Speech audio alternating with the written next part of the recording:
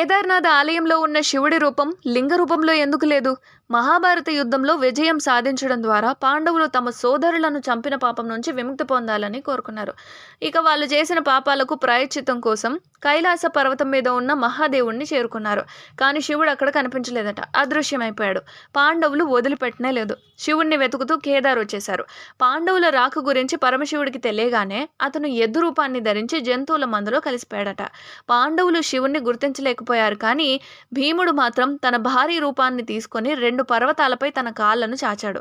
జంతువులన్నీ భీముడి పాదాల నుంచి పారిపోయాయి. అది చూసిన మహాదేవుడు ఎద్దు రూపంలో మళ్ళీ ధ్యానం చేయడం ప్రారంభించేశాడు.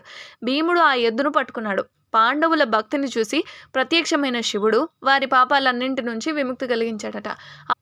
అప్పటి నుంచి శివుడు ఎద్దు వెనక ఆకారంలో పూజలు అందుకుంటూ ఉన్నారు. అయితే కేదార్నాథ్ ఆలయాన్ని మూసేసిన తర్వాత శీతాకాలంలో 6 నెలల పాటు దేవుడి విగ్రహాన్ని ఉకీమత్లోని ఓంకారేశ్వర్ ఆలయానికి తీసుకెళ్లి పూజిస్తూ ఉంటారు. అదన్నమాట సంగతి. సాధారణంగా ఏ ఆలయంలో అయినా సరే శివుడు మనకి లింగ రూపంలో కనిపిస్తూ ఉంటాడు.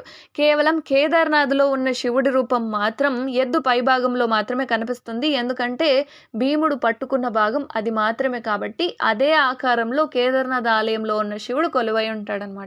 సబ్స్క్రైబ్ చేసుకున్నారా?